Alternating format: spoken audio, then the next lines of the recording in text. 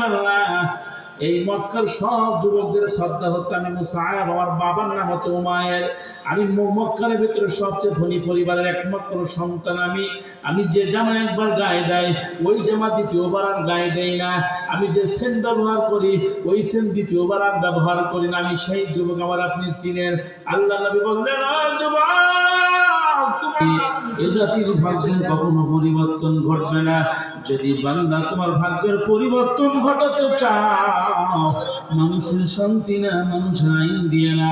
আমার আল্লাহ সুবহানাহু ওয়া তাআলা 1400 বছর আগে যে কোরআন নাযিল করেছেন, এই কোরআন যতদিন পর্যন্ত বান্দা মেনে না নেবা, তোমাদের সমাজে শান্তি আসবে না, সংসারে শান্তি আসবে না, রাষ্ট্রে শান্তি আসবে না, কোথাও শান্তি খুঁজে পাবা না।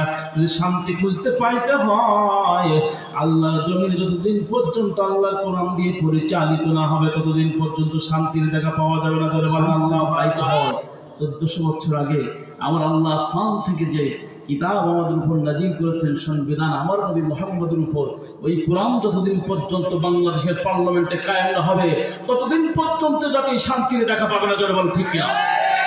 তাহলে শান্তি যদি পাইতে হয় শুধুমাত্র কেবলমাত্র আল্লাহর জমিন, আল্লাহর কোরআন দিয়ে যতদিন না চলবে, শান্তি আসবে। আসলে শরীর অবস্থা লা ইলাহা জোরে লা ইলাহা সুবহানাল্লাহ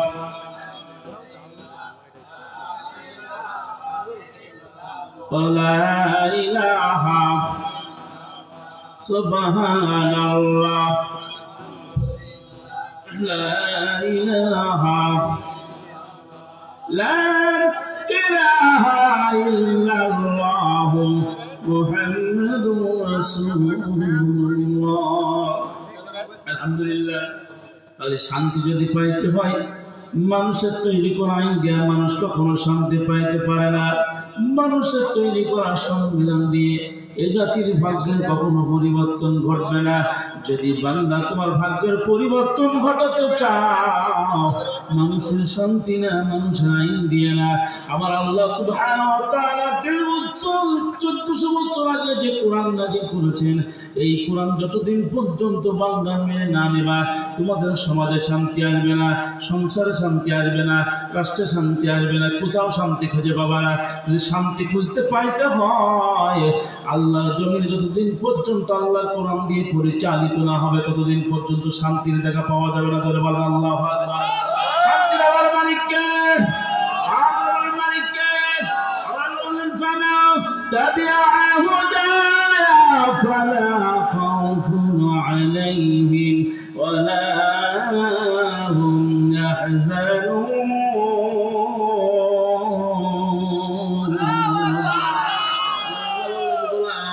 শান্তির জন্য তোমরা পাগল হয়ে যাও। ও গোলাম, তোমরা তো জানো না শান্তি মানুষ দিতে পারে না। মানুষের তৈরি করা আইন দিয়ে মানুষ শান্তি পাবে না। মানুষের তৈরি করা সংবিধান,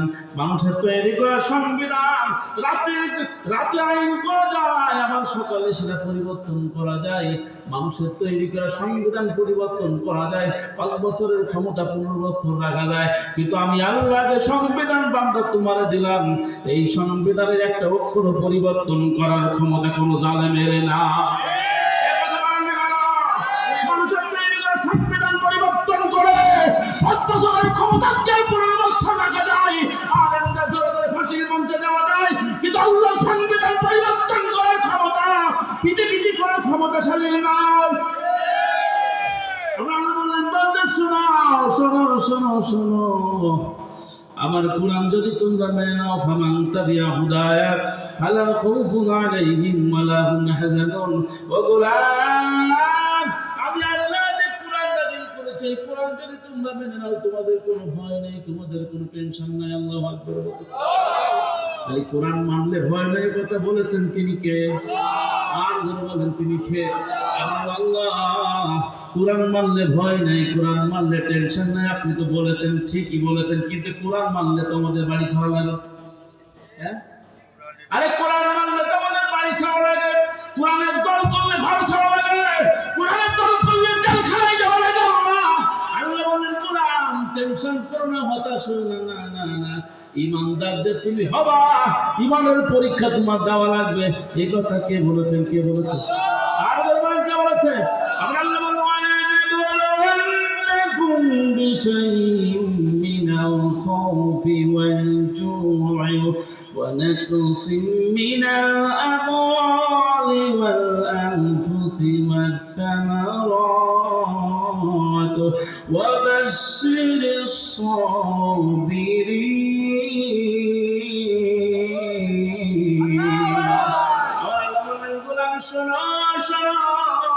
তুমি ইমান আনার পর আমি আল্লাহ তোমার ইমানের পরীক্ষা করব, এমনি তোমার জান্নাত দেব না। আল্লাহ বললেন আমি পরীক্ষা করব। আচ্ছা বলেন তো দেখি, দুনিয়ার যারা ইসলাম, দুনিয়ায় যারা আমাদের সন্তানেরা স্কুলে পড়াশোনা করে, মাদ্রাসায় পড়াশোনা করে, এক ক্লাস থেকে আরেক ক্লাসে যাইতে গেলে পরীক্ষার ব্যবস্থা আছে না নাই? আর আছে না নাই? আচ্ছা আমার আল্লাহ বললেন গোলাম শোনো, আমি আল্লাহ পরীক্ষা করব, এমনি তোমার ছেড়ে দেব না। আমার পরীক্ষা হবে, আমি আল্লাহ কিছু নিয়ম আছে, আমার নিয়মের মধ্যে পরীক্ষা হবে। এই পরীক্ষায় যদি গোলাম তুমি উত্তীর্ণ হতে পারো, তোমার জন্য জান্নাতের ব্যবস্থা আমি আল্লাহ করে রেখেছি।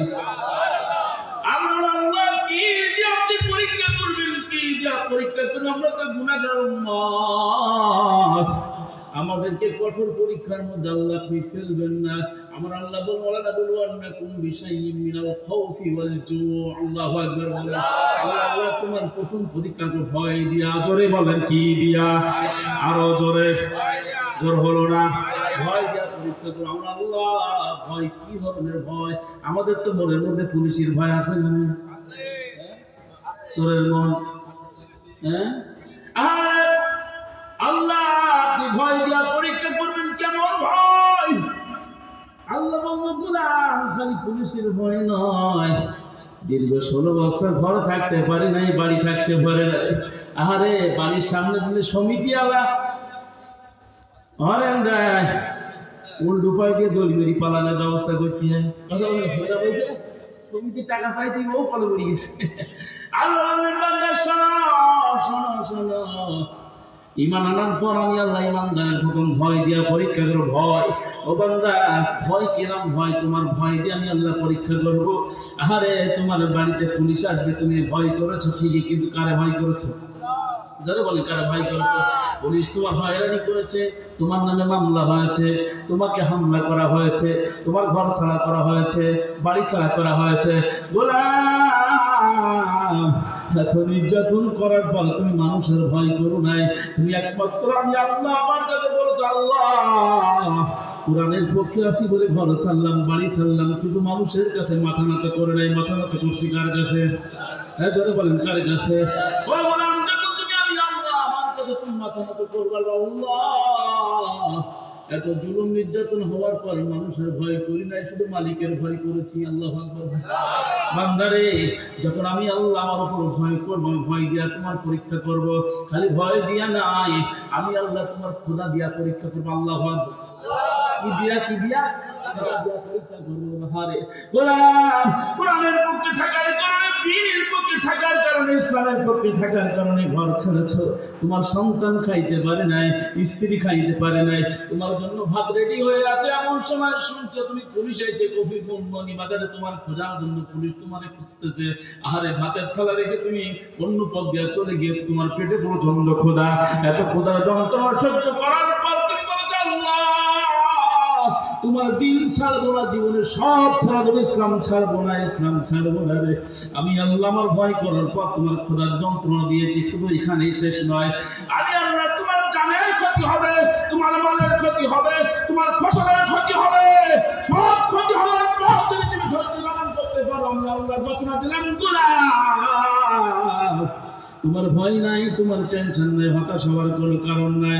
দুনিয়ার সব মানুষ যদি তোমার বিপক্ষে যায়, আমি আল্লাহ তোমার পক্ষে আছি, তোমার টেনশন করার দরকার না। আমরা আল্লাহ বললেন গোলাম শোনো শোনো শোনো, কোরআন মানলে পরীক্ষা আছে না নাই? আমরা আল্লাহ বললেন তোমার পরীক্ষা করা হবে, কিন্তু শোনো এই কোরআন মানলে কোরআনের মধ্যে মজা আছে না নাই? আরে মানুষের তৈরি করা আইনের জন্য আপনি সকাল থেকে গভীর রাত পর্যন্ত নেতার স্লোগান দিতে দিতে আপনার জীবন আপনি কালি করে ফেলাইছেন, এরকম আছে না? নেতার চরিত্র ফুলের মতন পবিত্র, এরকম বলি কি বলি না? আরে আমার আল্লাহ বলেন গোলাম, না না না না, মানুষের তৈরি কোন আইনের জন্য তো ব্যস্ত তুমি হয়েও না। তোমার মুক্তির পথ কিন্তু মানুষের তৈরি কোন আইন দিতে পারে না। আমি আল্লাহ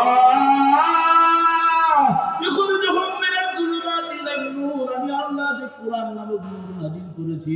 ও বান্দা, একমাত্র কোরআনই পারে তোমার অন্ধকার থেকে আলোর পথে আনার জন্য, তোমার জীবন পরিবর্তন করে দেওয়ার জন্য, তোমার জীবন কোরআনের রঙে রঙিন করার জন্য। সিবগত আল্লাহ ওমান আহসানু মিনাল্লাহি সিবগা। আল্লাহু আকবার বলেন। জীবনের যদি পরিবর্তন ঘটাতে চাও, আল্লাহর কোরআন দিয়ে জীবন পরিচালিত করো, তাহলে তোমার জীবনের পরিবর্তন ঘটবে। আল্লাহু আকবার বলেন। আল্লাহু আকবার। কোরআনের কেমন পাওয়ারের ক্ষমতা, কোন আল্লাহ বললেন কুল লাউ কানাল বাহরু মিদাদান লিকালিমাতি রাব্বি লানাফিদাল বাহরু ক্বাবলা আন তানফাদা কালিমাতু রাব্বি ওয়ালাউ জি'না বিমিসলিহি মাদাদা।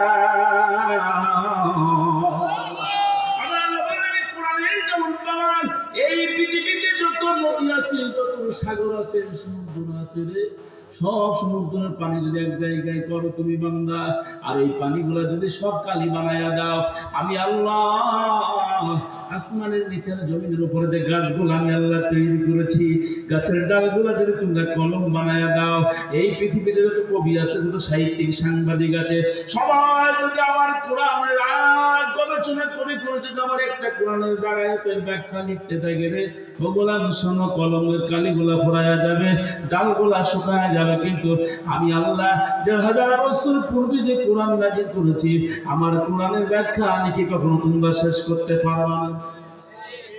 সুবহানাল্লাহ বলেন, বলেন, বলেন, আর বলেন সুবহানাল্লাহ। এই কোরআনের পাওয়ার কম না বেশি? এই কোরআন আছে না নাই? অথবা আছে না নাই? এই কোরআনের বিরুদ্ধে অবস্থান নিয়েছে বর্তমান জানা টুডে আনতে পারো বাংলার কিন্তু জমি আমরা ইসলাম বিরোধীর কাছে ছেড়ে দেব না। এই কোরআন নিয়ে মরতে চাই, এই কোরআন নিয়ে বাঁচতে চাই, এই কোরআনের জন্য মরে গেলে যদি আমাদেরকে কাজ হয়, মাথায় কাপড়ের কাপড় বেঁধে লাশ প্রদান করে দিবে, কোনো কোরআন লেখাতে পারবো না। আপনাদের স্লোগানের আওয়াজ তো কবুলমনি বাজার পার হয়নি, ব্যাটারি কি ভোল্টেজ কমে গেল না? হ্যাঁ, চার্জ দিতে সামনে আসেন, যদি থাকেন ইনশাআল্লাহ আমরা কোরআনের পক্ষে আসি না ইনশাআল্লাহ, আল্লাহ কাছে ফেরত আসি না ইনশাআল্লাহ। একটা দৃষ্টান্ত আমি আপনাদেরকে দিতে চাই, আপনারা কি শুনতে রাজি আছেন ভাই? কথা হচ্ছে, এক বনের ভিতরে, ভালো করে শুনেন, এক বনের ভিতরে ছিল এক বাঘ।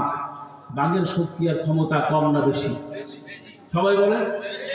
এখন এই বাঘের নির্যাতনের কারণে এই বনের অন্য প্রাণীগুলো সব বন ছেড়ে দিয়েছে। কি ছেড়ে দিয়েছে?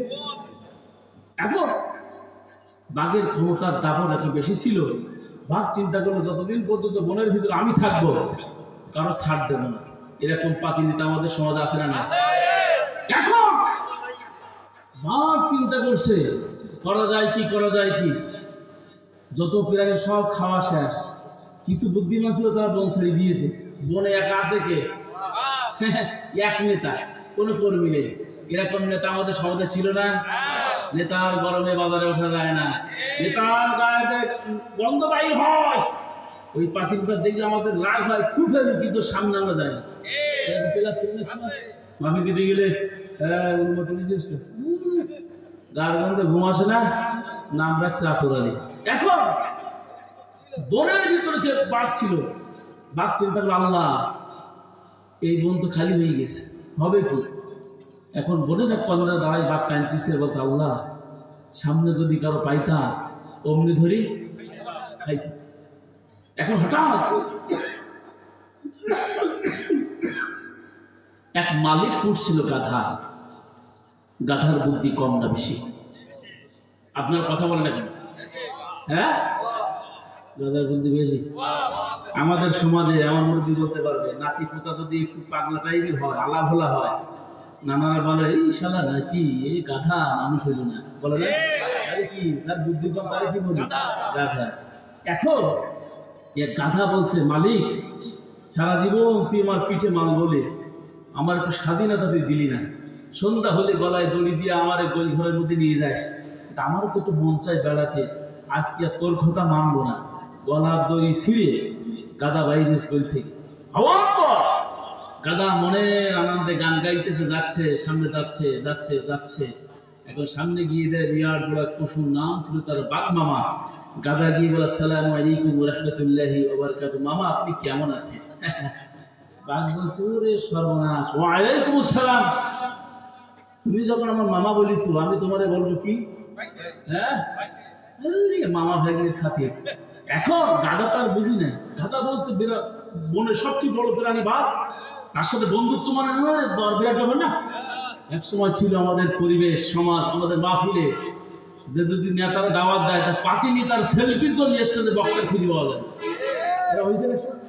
এখন গাধা বলছে মামা মালিকের গোল ছেড়ে দিস, এখন তোমার সাথে আমি বলে থাকবো। বাঘ বলছে বাহ, তোর তো আমি ধরে খুঁজতেছি, তোর তো পাই না, আয় আমার বুকি আয়, তোর জায়গা তোমার কোথায়? আমার বুকি। কিন্তু বাঘের ধান্দা খারাপ না ভালো, কথা বলে না কেন? কিছুক্ষণ কোলাকুলি করার পর বাঘ চিন্তা করলো আর সময় দেওয়া যাবে, তো পেটে প্রচন্ড ক্ষুধা, আর সময় দেওয়া যায় না। বাঘ দিয়েছে হুঙ্কার, হুঙ্কার দেওয়ার পরে গাধার প্রাণ আর আসে না গেছে। গাধা বলছে কি সর্বনাশ, এতক্ষণ ধরে বুকের মধ্যে জড়াই ধরে রাখলে আবার একটু হুঙ্কার মারতেছিস কেন? এখন গাধা বাঘ যে হুঙ্কার দিছে, গাধা দিছে দৌড়। এখন বলেন তো দেখি, বাঘও দৌড়ায় গাধাও দৌড়ায়, বাঘ দৌড়ায় কিসের জন্য? বলে না কিছু, আর গাধা দৌড়ায় নিয়ে দুইজনই কয় রকম? দুই রকম। বাঘও দৌড়ায় গাধাও দৌড়ায়, বাঘও দৌড়ায় গাধাও দৌড়ায়।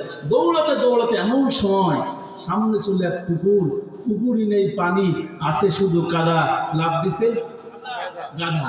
এখন গাধা যখন দিছে লাভ, পানি নাই, তাহলে মনে হয় গাধা ডাববে না ভাসবে? কথা বলেন ডাববে। ডেবে যাওয়ার পরে গাধা যখন ডেবে গেছে, বাঘও দিছে লাভ, বাঘ মনে হয় ভাসবে। বিপদে কয়জন? কথা বলে না কেন? বাঘও ডেবেছে গাধাও ডেবেছে। যাওয়ার পরে বাঘ বলছে ভেগ নিয়ে, গাধা বলছে মামা শুন নরম দুইজনে, ও ভেগ নিয়ে বিপদে তুমি আর আমি দুইজন, কি করবা? গাধা বলছে মামা আমার কিছু করার নেই, নিঃস্বার্থ ভালোবাসা দিদি গিয়ে তুমি আমার দিছো তারা, তুমিও বিপদে মামা আমিও বিপদে, টেনশন করো না, ওই জায়গায় পুরি থাও, সময় কথা বলবে, সময় সময়। বাঘ বলছে ভাগলে বাদ দাও, যা হয়েছে হয়েছে, নতুন করি ভালোবাসা তৈরি করি। গাধা বলছে মামা মেলা বেলতলাতে বারবার যায় না। এখন সম্মানিত ভাইরা আমার আলোচনা শুনেন।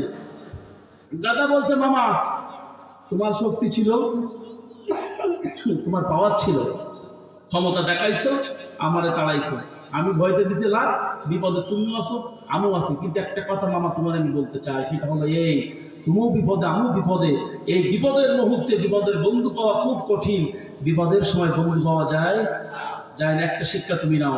আরেকটা শিক্ষা হচ্ছে এই, আমার মালিক যখন গোইল ঘরের ভিতরে যাবে, গিয়ে গোইল ঘর যখন খালি দেখবে, আমার মালিকের মাথায় কিন্তু কাজ করবে, আস্তে করে খুঁজতে খুঁজতে এই যখন পুকুর পাড়ে আসবে, দেখবে গাধা বিপদের ভিতরে আছে, আমার মালিক আস্তে করে গলায় দড়ি দিয়ে টাস করে টেনে আমার গোইল ঘরের মধ্যে ঢুকাবে। কথা বলে ও বাবা, আমার তো মালিক আছে, তোমার তো মালিক নেই, তুমি সারা রাত যদি মরি থাকো, তোমার মা তোলার মতো কেউ নেই। সুতরাং তোমার পাওয়ার ছিল, তোমার ক্ষমতা ছিল, ক্ষমতা দেখিয়েছ, তুমিও বিপদে পড়বে, আমার তো মালিক আছে, তোমার তো মালিক নেই। দীর্ঘ 16 বছর ক্ষমতার মসনদে বসে অসংখ্য আলেমকে হত্যা করেছ, অসংখ্য আলেমকে ফাঁসির মঞ্চে নিয়ে গেছো, কোরআনের মাহফিল বন্ধ করেছো। সুতরাং আজকে বাংলার জমিনে কুমকালাই আমরা কেন বেঁচে আছি? কথা বলে ঠিক কিনা? আমাদের একজন মালিক আছে, আমাদের মালিকের নাম কি? আমরা বিপদে পড়েছি, আমাদের মালিকের আমরা ডাক দিয়েছি, আমরা মালিককে ভুলি নাই। সুতরাং আজকে আমরা আমাদের মালিকের জন্য এখানে এসেছি, এক সেকেন্ডের জন্য বদলাই গেছে, বদলাতে করবো না। সুতরাং আমাদের একজন মালিক আছে, আমাদের মালিকের নাম সবাই বলেন আরো করে। আমরা সবসময় কার প্রশংসা করবো? আল্লাহ আমাদের মালিক, কিন্তু ঠিকই আমাদের দোয়া কবুল করছে কিনা। কিন্তু যারা আমাদের বিপদে ফেলাইছিল তারা কোন যেখানে মাল, হ্যাঁ সামনে আসে। সম্মানিত ভাইরা, এই কোরআন নিয়ে আলোচনা করছিলাম। সম্মানিত কপিল মনি নিকালি পাড়াবাসী, আপনাদেরকে জানাতে চাই, আমার আল্লাহ যে কোরআন নাজিল করেছেন, এই কোরআনের পাওয়ার কম না বেশি? এখন মনে হয় কমে গেছে। কোরআনের পাওয়ার কখনো কমে, কিন্তু কোরআনের গায়ে যখন আঘাত লাগে পাওয়ার তত বাড়ছে।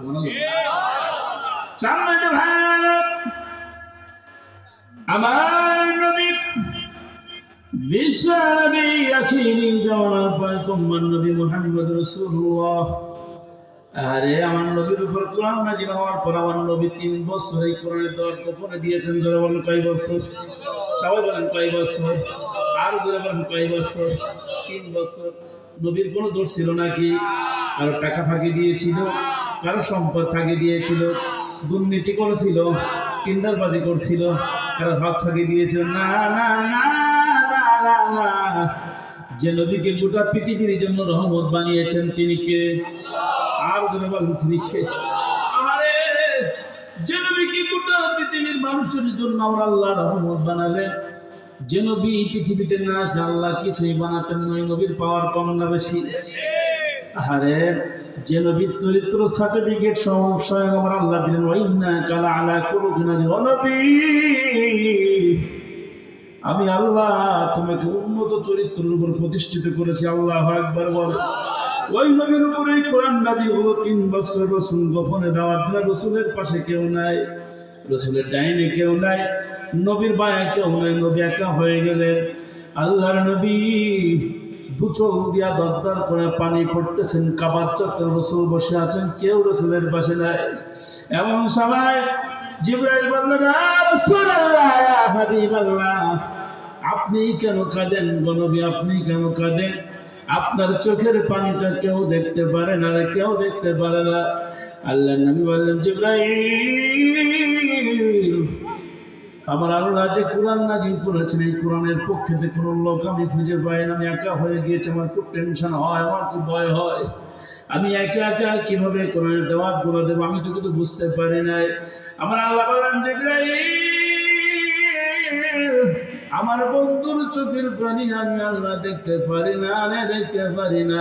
আমার বন্ধুরে বলে দাও, টেনশন করার দরকার নাই, হতাশ হওয়ার দরকার নাই।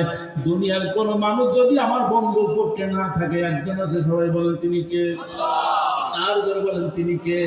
আমি কোরআনের পক্ষে থাকার কারণে সবাই যদি আমার বিরুদ্ধে চলে যায়, আমার মালিক যদি বলে, গোলাম রে আমি আছি তোর পক্ষে, তাহলে কারোর দরকার আছে নাকি? জিবরাইল বলেন, নবী আপনি টেনশন করেন না, হতাশ হবেন না, আপনি কোরআনের দাওয়াত দিতেই থাকেন, দিতেই থাকেন। নিশ্চিত এই কোরআনের দাওয়াত দেওয়ার পর আপনার পক্ষের লোক দলে দলে ধরে ধরে বলেন সুবহানাল্লাহ, আর ধরে বলেন সুবহানাল্লাহ। আমরা কোরআনের কথা বললে আমাদের মাহফিলের লোক হয় না, কিন্তু আল্লামা সাঈদী যখন কোরআনের কথাগুলো বলতো, মানুষ চাতক পাখির মতন লক্ষ লক্ষ মানুষ বসে থাকতো, কেউ নড়াচড়া করতো না। আল্লাহ নবী আমার দাওয়াত দিতে শুরু করলেন, কেউ রাসূলের পাশে নাই। কয়েকজন সাহাবী রাসূলের হাতে হাত দিয়ে বললেন, ইয়া রাসূলুল্লাহ, ইয়া হাবিবাল্লাহ, আপনি টেনশন করবেন না, আপনি হতাশ হবেন না, আমরা আপনার ছেড়ে যাব না। রাসূলের সাথে কিছু মানুষ হাতে হাত দিয়ে বায়াত গ্রহণ করলে রাসূলের মনটা ভালো না খারাপ? কথা বলেন, বা মনটা ভালো হয়ে গেল। এমন সময় আবু জেহেল, আবু লাহাব 144 ধারা জারি করে দিল, মক্কার ভিতরে কেউ যেন মুহাম্মাদের পাশে না যাইতে পারে।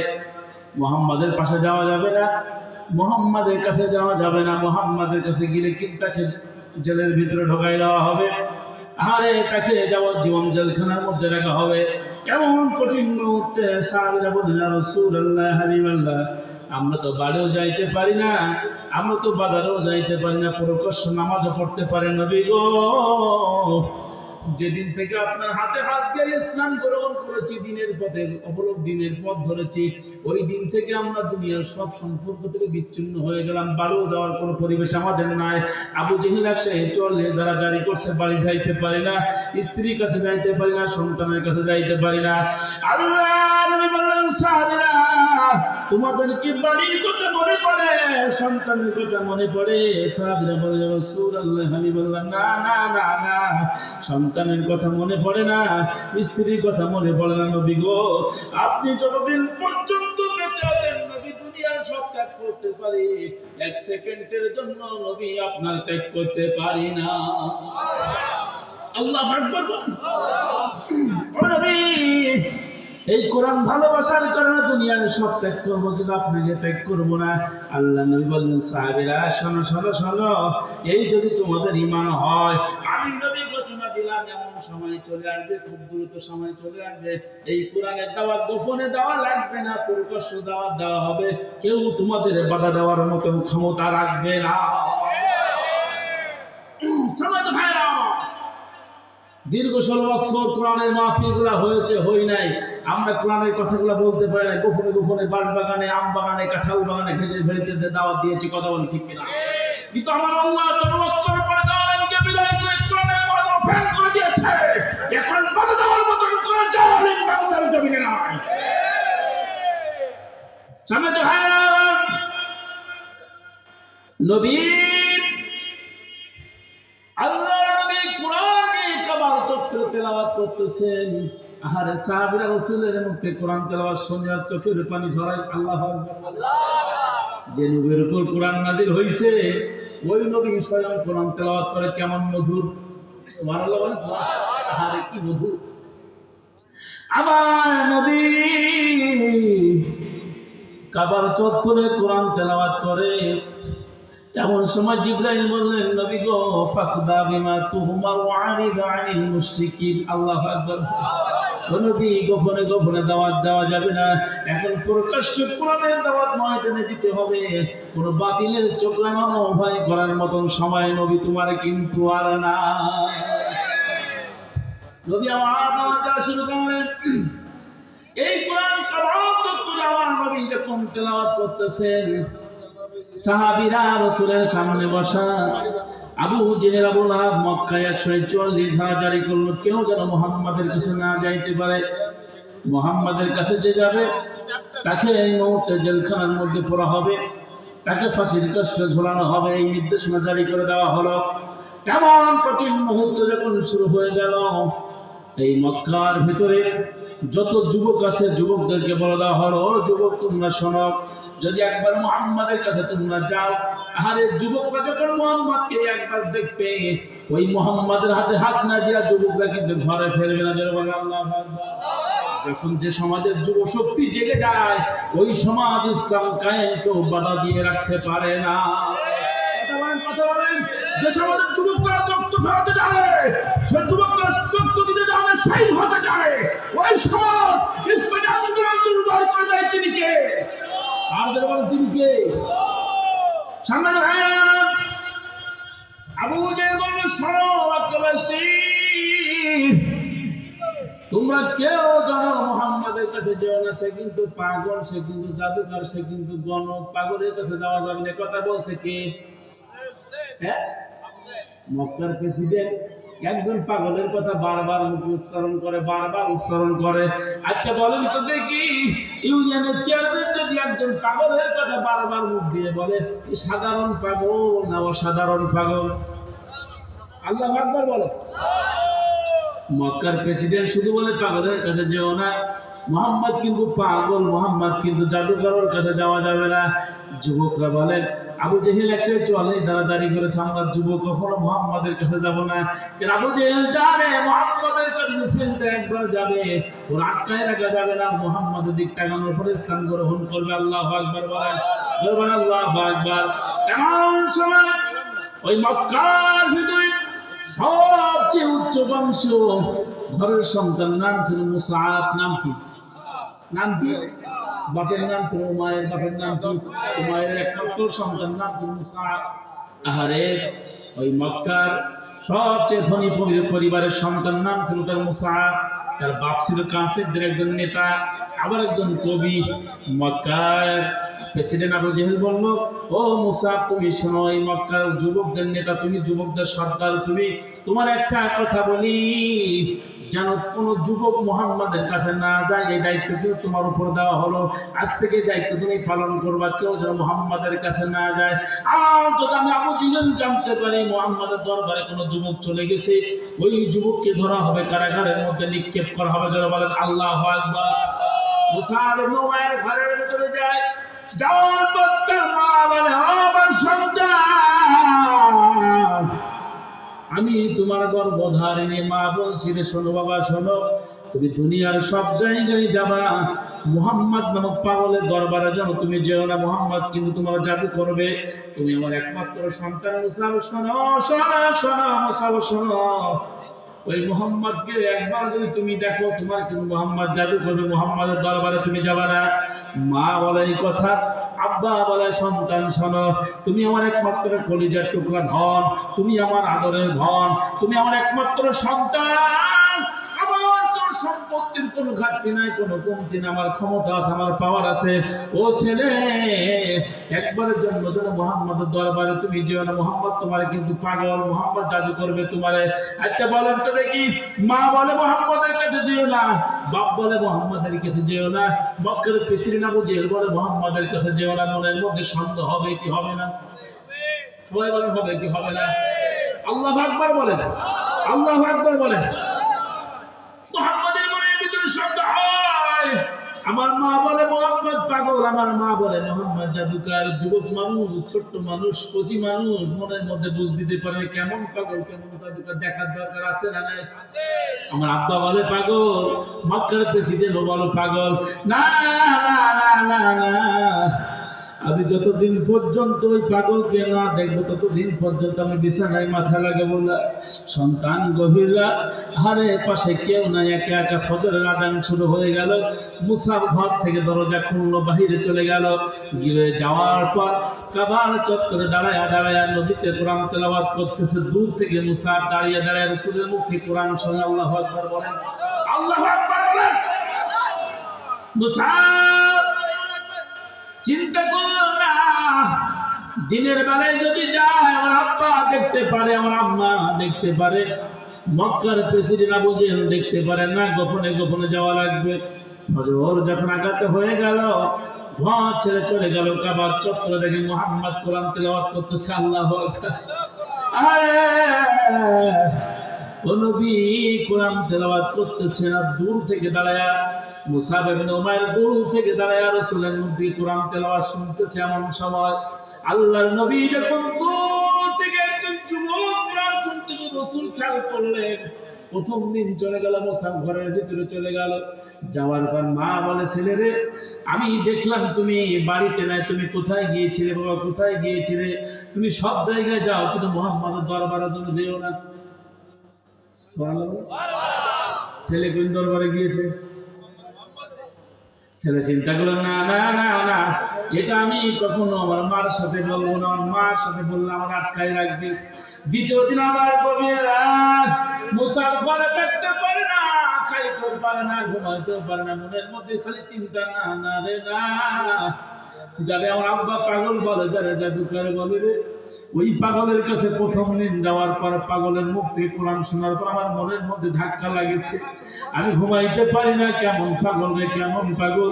ওই মুখ থেকে কোরআন শোনার পর আমার মনের মধ্যে খুব বড় ইচ্ছা, কখনোই কোরআন আবার শুনতে যাব। গভীর রাত, আবার গভীর রাতে একা একা ঘর থেকে বাইর হয়ে গেল। মুহাম্মদ কাবার চত্বরে কোরআন তেলাওয়াত করে, মুসআব ইবনে উমাইর দূর থেকে আবার কোরআন শোনার পর আল্লাহর রাসূলের নজর সামনের দিকে গিয়ে দেখে একজন যুবক কোরআন তেলাওয়াত করতেছে। নবী বলল, সাহাবীরা যাও যাও যাও, দূরে যান একজন সাহাবী, দূরে যান একজন যুবক কোরআন তেলাওয়াত শুনতেছে, ওই যুবকটাকে আমার কাছে ধরে নিয়ে আসো। রাসূলের সাহাবীরা চলে গেল। যাওয়ার পর বলে, যুবক তোমার নাম কি, তোমার বাড়ি কোথায়, তোমার পরিচয় কি? রাসূল মুহাম্মদ রাসূলুল্লাহ তোমার ডাক দিয়েছেন। আল্লাহু আকবার।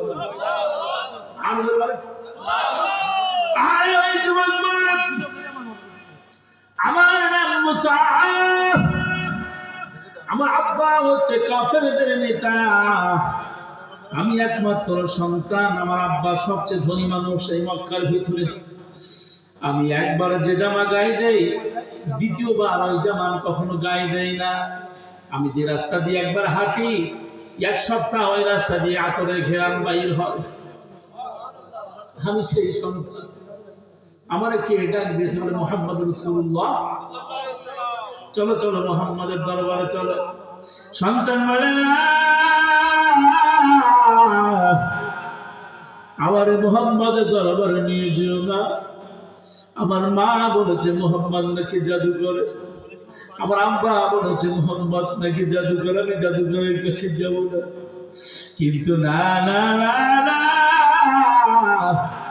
আমি প্রথম যখন মুহাম্মাদের দিকে তাকালাম রে, আমি মুহাম্মাদের দিকে তাকানোর পর আমি পূর্ণিমার চাঁদের দিকে তাকালাম, আমি নবীর দিকে তাকালাম আর পূর্ণিমার চাঁদের দিকে তাকালাম। আমি দেখলাম পূর্ণিমার চাঁদের ভিতরে কালো কালো কি দেখা যায়, নবীর দিকে তাকানোর পর দেখলাম পূর্ণিমার চাঁদের থেকে আমার নবীর চেহারা উজ্জ্বল আরো বেশি। আমি সেদিন থেকে সিদ্ধান্ত নিয়েছি কোন পাগলের চেহারা আমার হতে পারে না, পারে না। আমার মা বলেছে পাগল, আমার আব্বাও বলেছে পাগল, মক্কার প্রেসিডেন্ট বলেছে পাগল। না না, পাগল তেমন হয় না।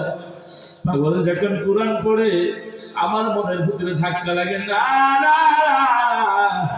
দুনিয়ার কোন মানুষের তৈরি করা কিতাব এটা হতে পারে না রে, এটা হতে পারে না।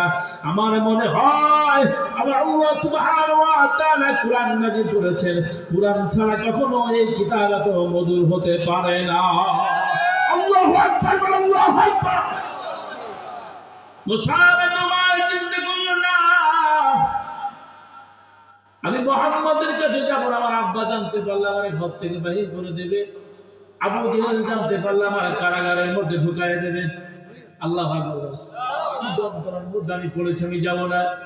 সাহাবীরা বললেন, হে যুবক, নবী তোমাকে ডাক দিয়েছে, নবীর কথা ওভারটেক করার ক্ষমতা পৃথিবীতে কারণ নাই। নবী তোমার স্বয়ং ডাক দিয়েছে, চলো রাসূলের দরবারে চলো। রাসূলের দরবারে যাওয়া হলো। আল্লাহ নবী বললেন, হে যুবক, তোমার নাম কি, তোমার পরিচয় কি? কি তোমার পরিচয়? তোমার আব্বার নাম কি? কোথা থেকে তুমি আসছো? যুবক বলে, ইয়া রাসূলুল্লাহ, হাবিবাল্লাহ, এই মক্কার সব যুবকদের শ্রদ্ধা হচ্ছে আমি মুসাআব, আমার বাবার নাম হচ্ছে উমায়ের। আমি মক্কার ভিতরে সবচেয়ে ধনী পরিবারের একমাত্র সন্তান। আমি যে জামা একবার গায়ে দেয় ওই জামা দ্বিতীয়বার আর গায়ে দেই না। আমি যে সেন ব্যবহার করি ওই সেন দ্বিতীয়বার আর ব্যবহার করি না। আমি সেই যুবক, আমার আপনি চিনেন। আল্লাহ নবী বললেন, যুবক, তোমার নাম